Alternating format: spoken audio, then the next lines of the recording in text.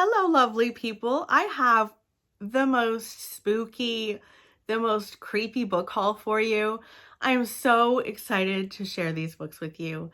Some of them I was sent by publishers, which was very kind, and others I just splurged. I splurged. There's so many good books coming out at this time, and I'm already reading one, so let's dive into it. So the first book I have to share with you is the latest Freida McFadden.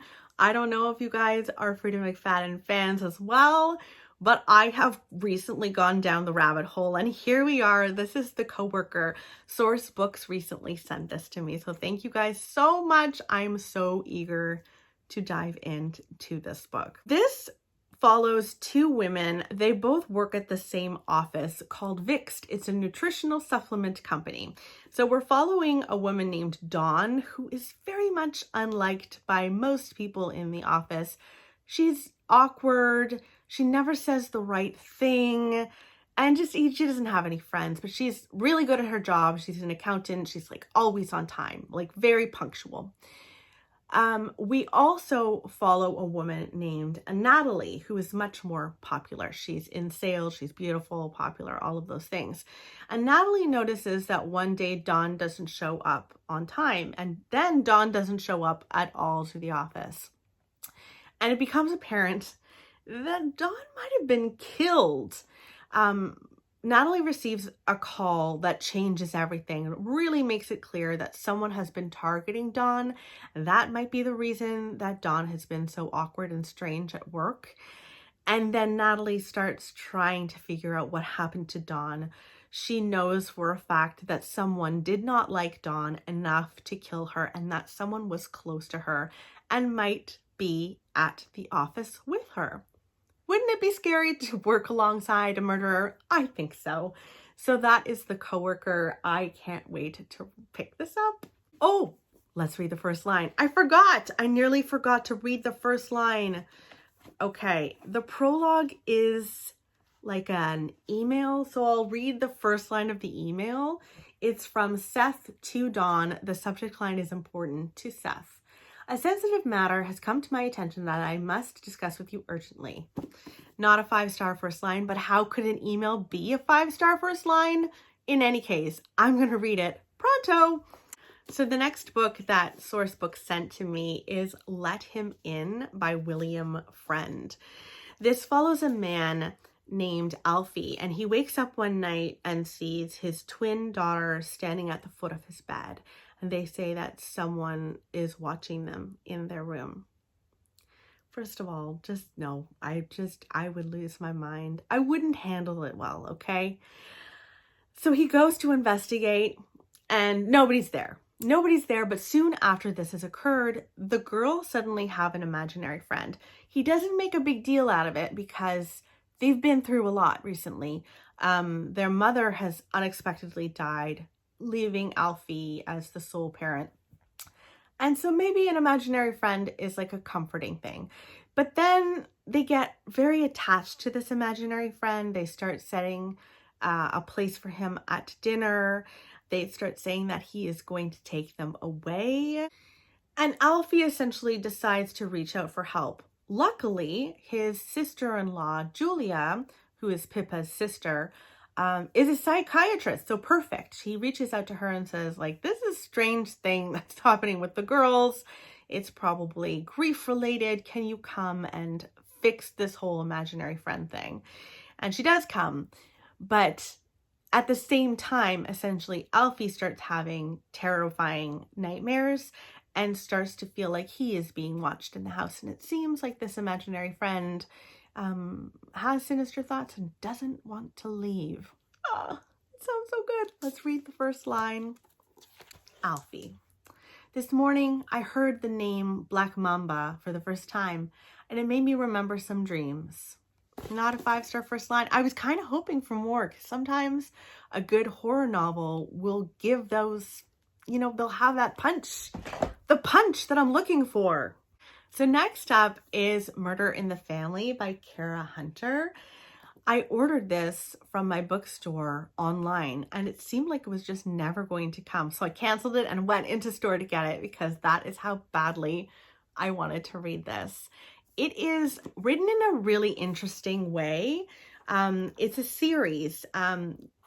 You're essentially trying to solve this mystery alongside this investigative series. So you're seeing interviews, you're getting all sorts of bits and bobs, and you're trying to solve it and see who solves it first.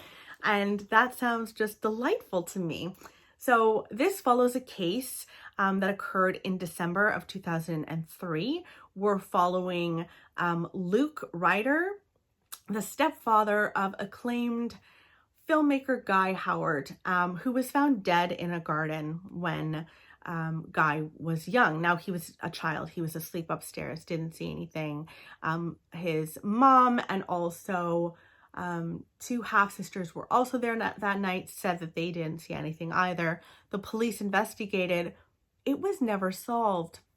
And so we follow a group of people 20 years later who decide to bring this up again. They start a new streaming series called Infamous, and it's dedicated to investigating cold cases, and they're trying to crack this cold case, and you're doing it alongside them. I love this kind of thing. I really love being a detective, even though I probably be terrible at it. But let's read the first line and see what it's all about. Okay, well, the first thing is like an actual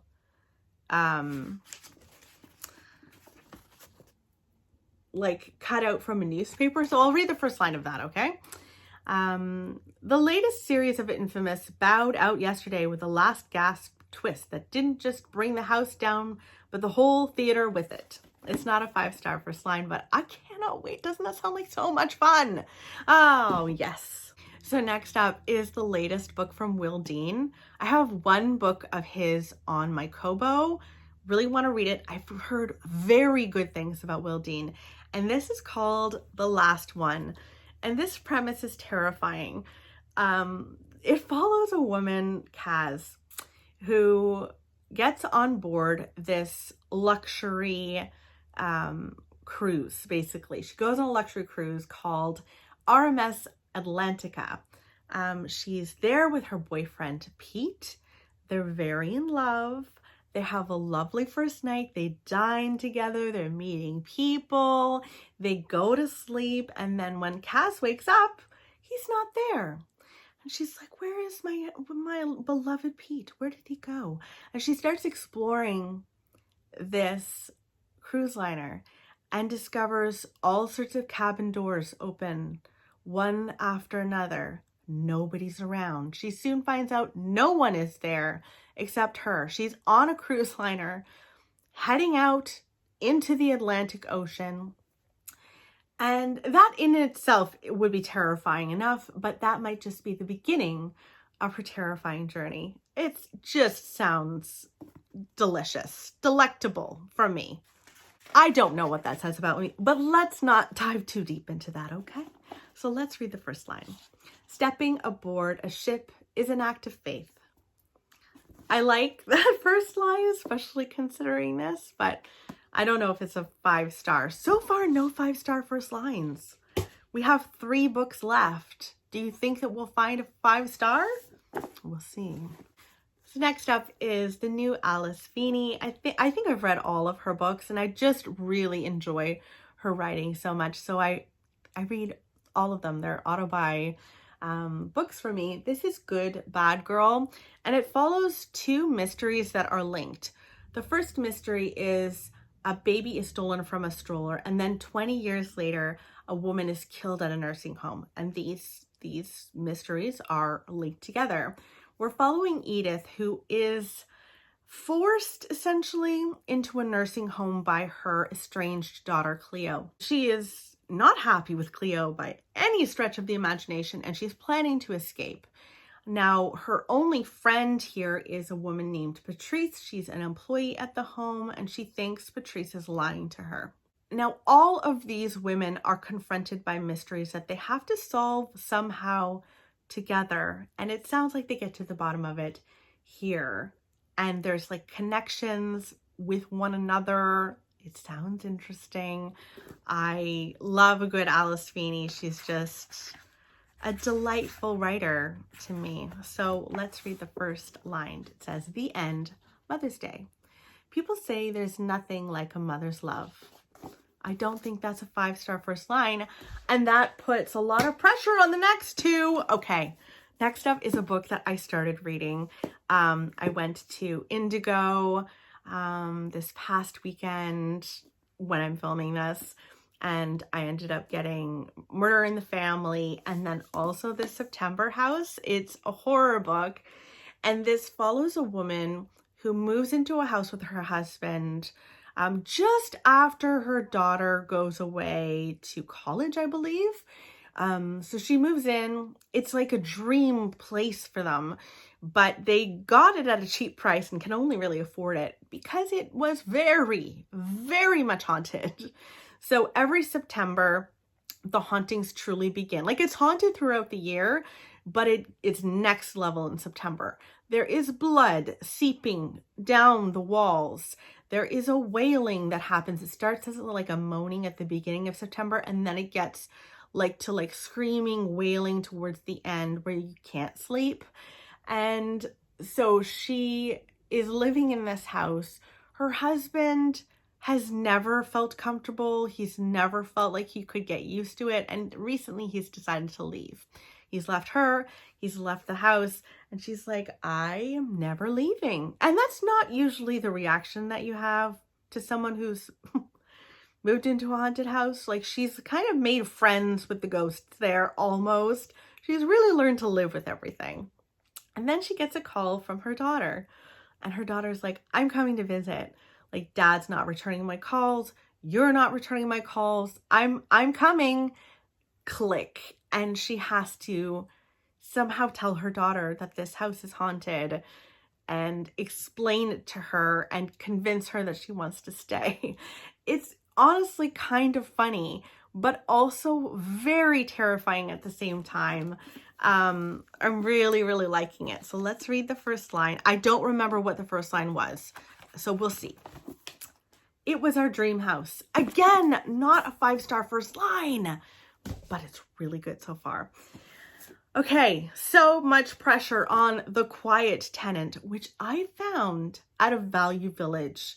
This was on my wish list, and it looks like nobody's read it. I love it when you do that. Either someone read this and was like so careful, which I am never that careful with my books, or it just wasn't read, and I think it was never read.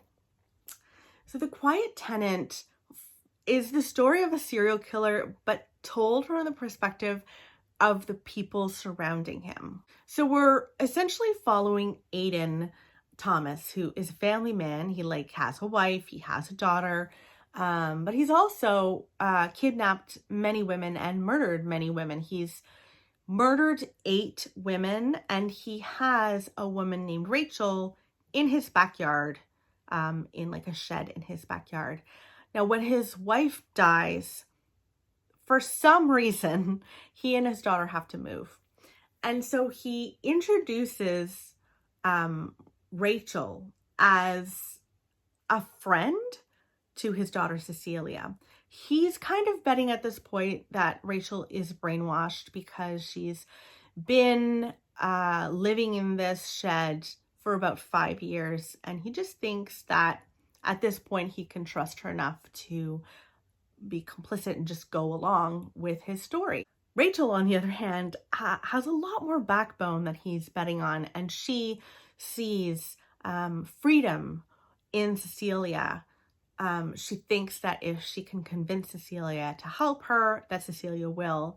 Meanwhile, you're also following a woman named Emily. She owns a local restaurant down the way, and she finds this widower quite interesting. And all of these women's lives kind of collide, and you're reading this story from all of these women's perspectives. You never read from Aiden's perspective, which I kind of like. In any case, it sounds really good. Let's read the first line. I haven't read it yet. Let's close. Fingers crossed. The Woman in the Shed, Chapter 1.